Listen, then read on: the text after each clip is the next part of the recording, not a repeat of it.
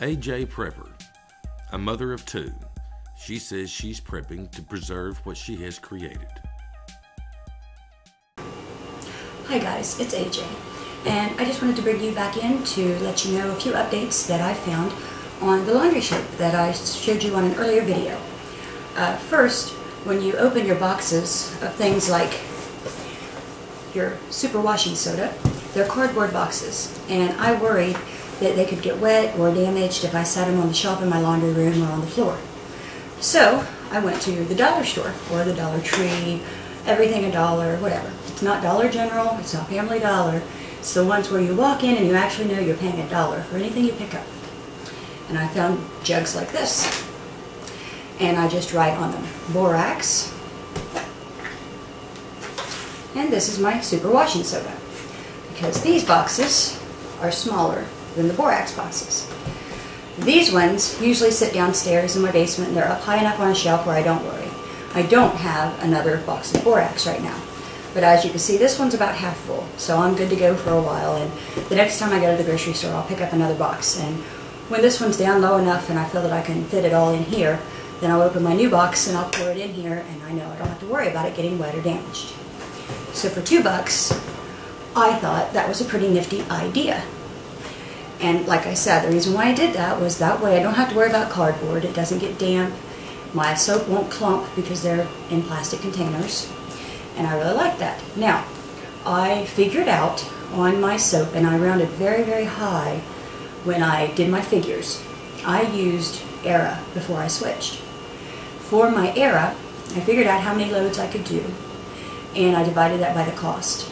And roughly I was getting 16 to 17 cents per load.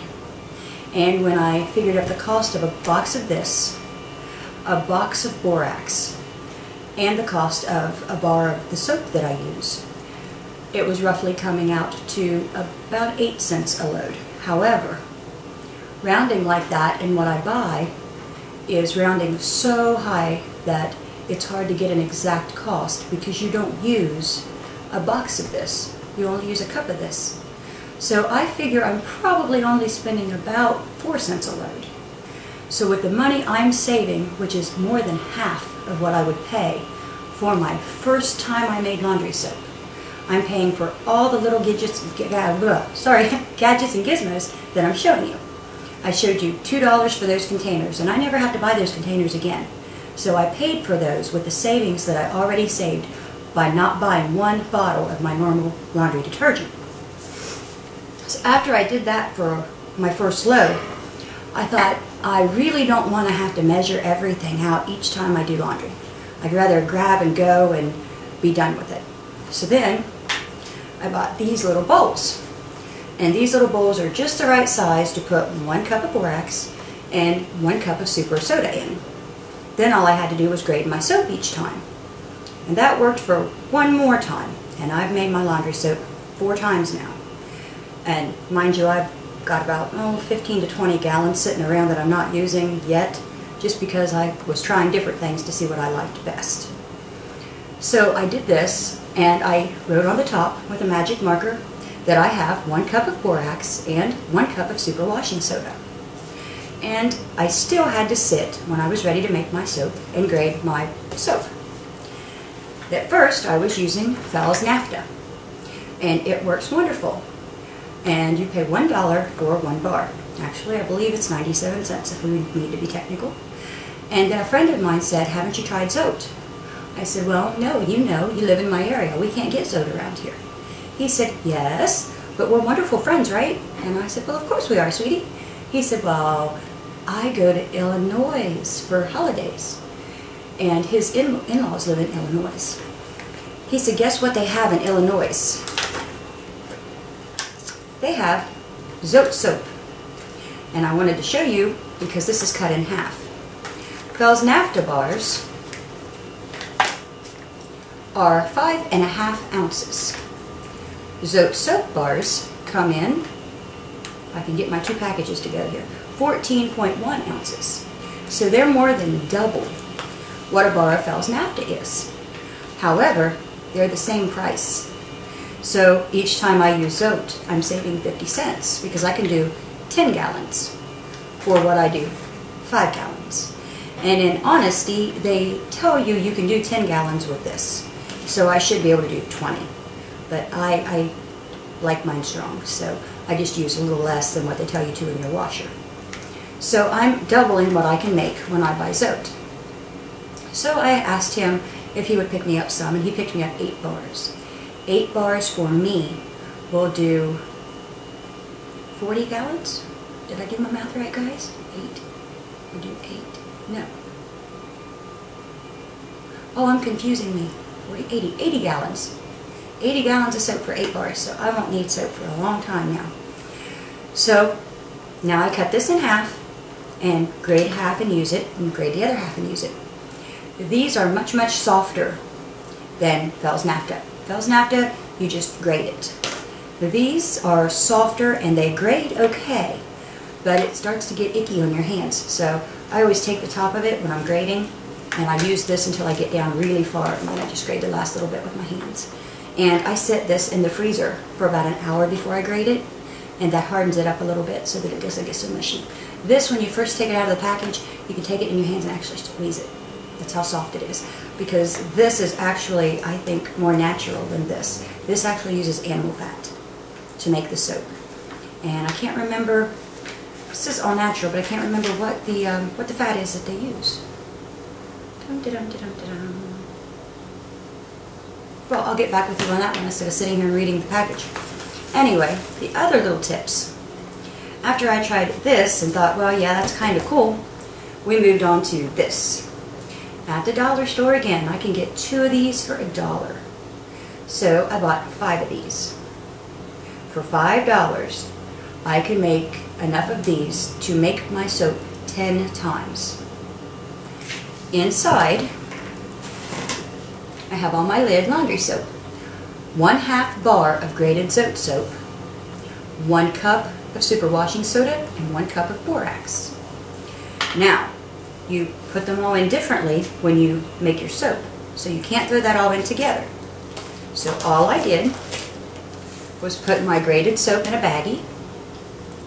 Then I have all of my powder in the bottom of this cup.